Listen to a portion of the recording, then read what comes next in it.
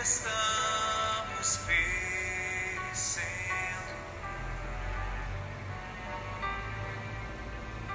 ó Mestre, estamos perecendo.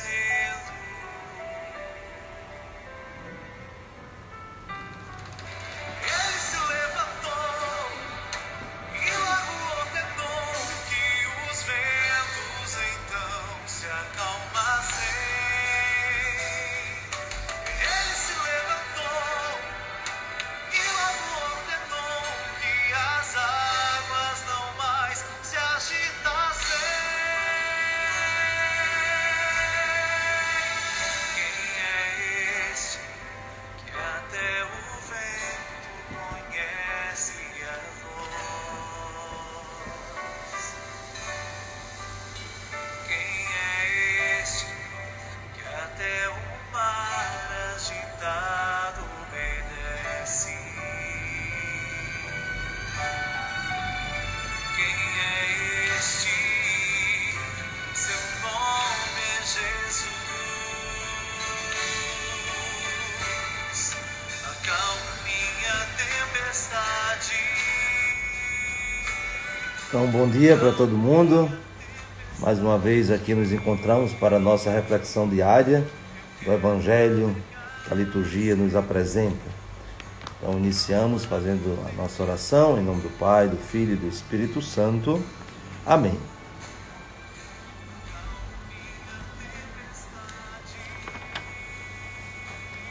Ó Deus, pela vossa graça nos fizestes filhos da luz.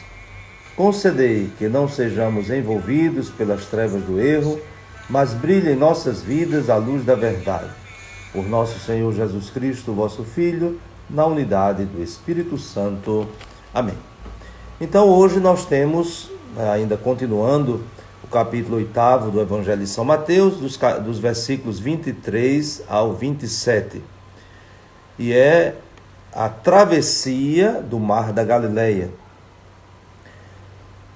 E como nós víamos ontem, aquele episódio de ontem, em que Jesus, depois de perceber, as multidões o acompanhavam, até um certo sucesso na sua missão, então ele toma aquela lúcida decisão de desinstalar-se, sair ali da casa de Pedro, de Cafarnaum, onde tudo estava muito bem, muito cômodo para ele, muita gente vindo ao seu encontro, muitas curas, exorcismos e assim por diante. E quando Jesus decide ir para o outro lado, então apareceram aqueles dois personagens, um escriba e um dos discípulos, que criam uma certa resistência para atravessar para o outro lado. E aqui, o evangelho de hoje, essa travessia é muito interessante porque ela está entre dois episódios.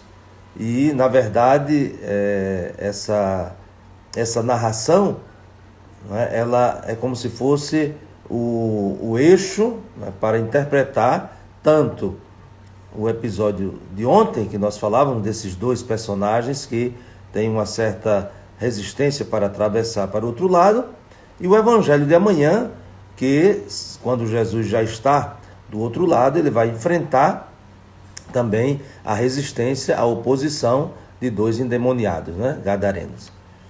Pois bem, então, aqui no versículo 23 diz que Jesus entrou na barca e seus discípulos o acompanhavam. E aqui se utiliza um termo muito específico, que até mesmo dentro dessa perspectiva de discipulado, talvez fosse até melhor traduzir, e eles o seguiam. E seguir Jesus não é simplesmente um deslocamento geográfico de ir para um lugar e para o outro, mas é assumir a sua missão. Por isso entram na barca com Jesus. A barca, e certamente a barca de Pedro, ela se tornou o símbolo da igreja. E a travessia, ou seja, essa barca em movimento, sempre foi vista, desde os primeiros tempos, como a igreja na sua missão. Então aqui nós temos dois simbolismos muito fortes. né? Esse entrar na barca com Jesus é entrar na igreja. E a travessia é a missão da igreja. Então, é muito significativo que nessa travessia se vai enfrentar uma grande dificuldade. E o que é essa dificuldade? A dificuldade é, aparentemente, essa grande tempestade. Agora, São Mateus utiliza um termo que é um tanto estranho. Claro que foi traduzido uma grande tempestade, mas o termo que São Mateus usa, né, no texto grego, seísmo, né, de cisma, que é, na verdade, um terremoto. Então, não é um maremoto, mas um terremoto. E se é um terremoto, então está já apontando para aquilo que será o próximo episódio, né, quando já estiverem em terra firme, a resistência que os pagãos terão para acolher a pessoa de Jesus e o Evangelho. Então é justamente essa a missão da igreja, né? Isto é, atravessando, realizando, né, o mandato do Senhor, enfrentar as dificuldades. E as dificuldades são sempre essa de resistência a acolher o bem, né? Porque na verdade é isso, é acolher o bem, a salvação que Jesus traz. Então é muito curioso que São Mateus tenha utilizado esse termo, não um maremoto, ou seja, não é no mar que de fato se origina a dificuldade, mas é como se fosse a terra que está tremendo, isto é, a terra pagã, a terra para onde Jesus está indo. Tanto que no Evangelho de amanhã nós vamos ver como é que isso acontece, né? Aqui se anuncia, mas lá acontece de fato o terremoto, ou seja, a resistência do acolhimento de Jesus e da sua palavra. E diz que a barca estava sendo coberta pelas ondas. Então eles aqui estão de fato apavorados. E uma outra coisa curiosa também é que dizia que Jesus estava dormindo. Então a impressão que dá é que Jesus está alheio, a tudo aquilo que está acontecendo. Então está dormindo. Muitas vezes também essa sensação, que se tem na igreja quando ela passa por dificuldades, por sofrimentos, por perseguições, e muitos até perguntam, mas onde está o Senhor? Será que o Senhor não está vendo? Mas é interessante que, continuando a leitura, vai aparecer de fato quem é que está adormecido. Então, quem é que está adormecido? Não é Jesus, mas é a fé dos discípulos, ou seja, homens fracos na fé. Quem precisa despertar é a fé dos discípulos e não Jesus. Depois, esta situação onde eles ficam também agitados, estamos perecendo. Então, para além daquilo que é externo, também há uma realidade, um terremoto interno. E aí Jesus diz claramente qual é a razão deste terremoto interno. É a falta de fé. Ou seja, eles decidiram ir com Jesus, mas ao mesmo tempo parece que queriam ficar lá do outro lado da margem, como os outros dois, aquele escriba e um dos discípulos assim chamados. Então, Jesus, diante dessa situação, ele levanta-se. É muito interessante também que esse verbo levantar-se se utiliza para a ressurreição. Então, veja Jesus dormindo, como se fosse um aceno à morte, mas ele levanta-se. Então, é um aceno à ressurreição.